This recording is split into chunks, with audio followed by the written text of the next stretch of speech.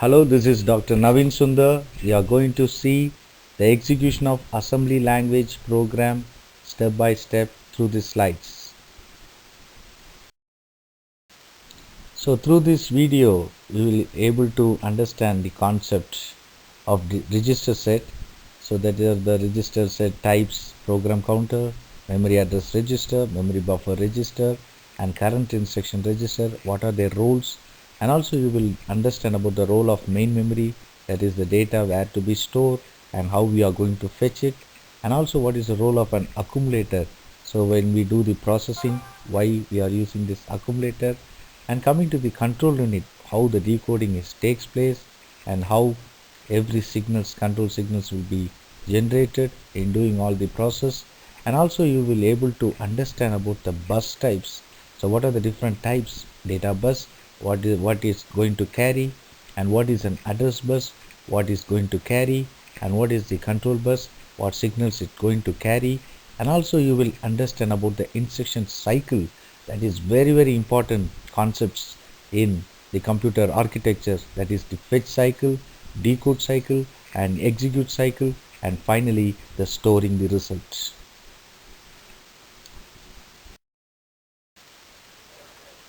So consider an example assembly language program here, LDA 6 comma hash 3 sub 6 comma hash 3 STO 5 comma result. So what is the meaning of this assembly language program? So here we have to know the difference, that is what instruction we are actually doing, that is the opcode, and what are the operands we are using here. So in this example we are seeing the opcodes, that is three instructions we are going to use, that is loading, subtraction, and then storing the result. Considering the three operand we are going to use, that is 6, hash 3 and 5. 6 and 5 denotes the address and hash 3 denotes the digit value.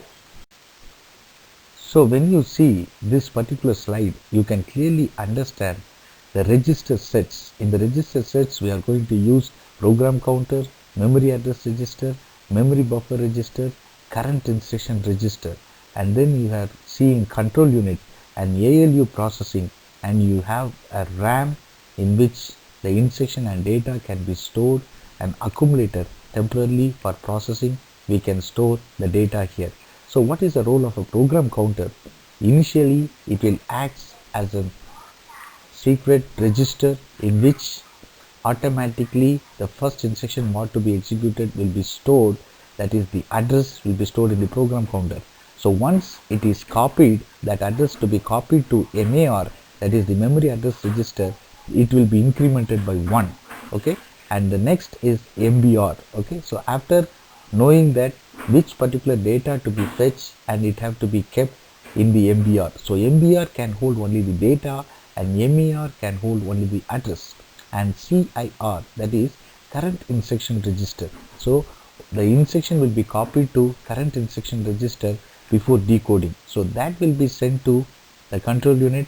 So control unit will take part and decode it and what role to be performed, and using the ALU to do addition, subtraction, and all the process will be done, and accumulator to store the data temporarily. So consider the instructions here. In the RAM part, you can see series of instructions which is stored in the RAM. So here sequentially the instructions will be executed. So the first instruction is LDA 6. So what is the meaning of it? We have to load from the accumulator. Okay, so that is the load from the value 6. Okay, so that is the address 6. What is the data which is present? When you see the RAM, you can see one part is an address part and the next part is the instruction part. So in the address part 6, what is it actually stored? That is the 10. Okay, and the next is we have to subtract hash 3. That means the integer value we have to subtract from the value 10. So you will get 7, right? And then store 5. That means the fifth location we have to store the result. So 10 minus 3 is 7.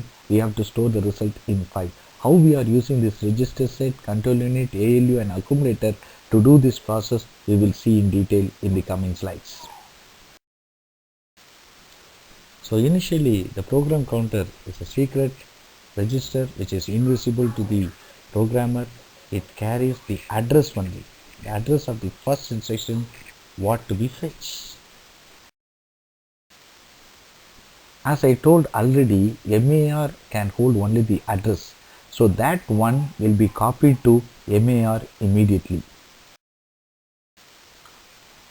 Once it is copied in MAR, the program counter value will be incremented by 1 so that the next instruction can be fetched from the RAM. Once we got the information from the program counter, the value which is copied in MAR, that is the address, then the address bus will be established so that we can send this address 1 and in searching what is the instruction which is present in the RAM. So the data bus will be established so that transferring the data or instruction from the RAM to MBR will take place. Now the instruction LDA6 is moved from RAM to MBR to do further instruction to be processed. Once MBR receives the instructions from the RAM, it will be copied to CIR. So that is the current instruction register. That will be decoded by using the control unit for the further process. So the instruction have to be passed. So instruction or data will be passed using the data bus. So the data bus will be established.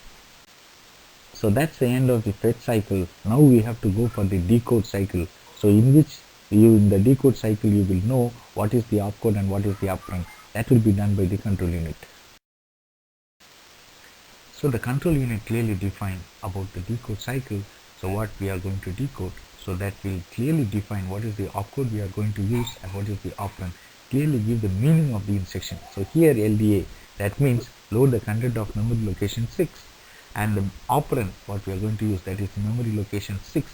If we are using hash, then that is like directly the integer value or the data we are going to store, but here 6, that means it denotes the address. So here the control unit gives the correct instruction. Okay, so that is a load the value from the address location 6, that is stored in the main memory. That value will be copied to MAR so that it can hold the address.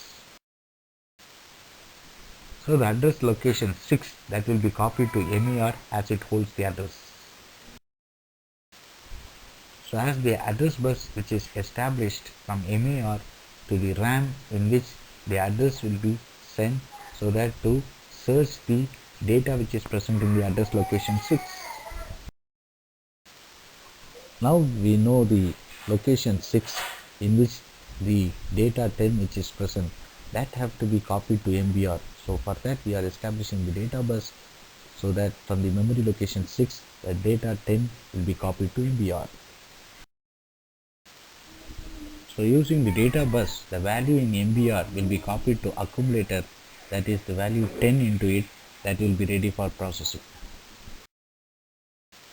Thus the first instruction is executed, that is load A6, that means load into the accumulator the data which is present at the location 6, that is the 10 to the accumulator. Now the program counter value which is incremented by 1, that will be copied to MAR for the next fetch cycle. So this process is continued. The first instruction how it is executed in the same way. Now the program counter value again, that value will be copied to MAR. It can hold the address for the next fetch cycle, that is from the second location what instruction to be fetched. Once it is copied to MAR, again the program counter value will be incremented by 1 so that the next instructions to be fetched after this execution of this second instruction. As now we know the location 2 in the RAM, we are going to fetch the instruction at the location 2, that is sub hash 3. So once we know the address, that is the second location, the instruction which is present at the second location, that is sub hash 3, that have to be passed on to MBR. So as MBR it can hold data or instruction through the data bus. So data bus will be established in which the second instruction will be passed on to MBR. So the value which is present in the MBR, that will be updated by sub hash 3. So that is the second instruction have to be fetched and it have to be decoded. So in turn, copy the value of MBR to CAR, that is the current instruction to be executed, that will be passed on to the control unit for decoding process. So the data bus will be established in which the content which is present in the current instruction register what to be executed, that will be passed on to the control unit for decoding the process sub hash 3, what are the opcode and what are the operands. Consider here in the control unit the decoding process takes place. So here the opcode is the instruction that is sub. So we have to subtract the content of the digit 3. Okay, so directly it's a hash 3, so it is a directly the digit 3, it's not an address. Now the control unit will give the clear instruction because as it is decoded, we have to subtract the digit 3 from the initial value. So that will be passed on to MBR. Okay, so that we have to tell only the hash 3, the digit hash 3 will be copied to MBR. So if it is 3, then it you have to pass on to the MBR, but it is hash 3, so it is directly the digit 3. So that's why we are using the data bus and we are copied directly to MBR for further process. So now it's our role, we have to use the data bus, we have to transfer the data 3 to the accumulator for the process. As it is a digit 3, so directly we have to transfer to the accumulator for doing the subtraction process. So for subtraction process, the data present in the MBR will be copied to the accumulator. Now the ALU unit in process, that is the subtraction will be done by the ALU and it will be stored in the register. The result of 10 minus 3, okay, that is the ALU process will be done and the result which is stored it as 7 here.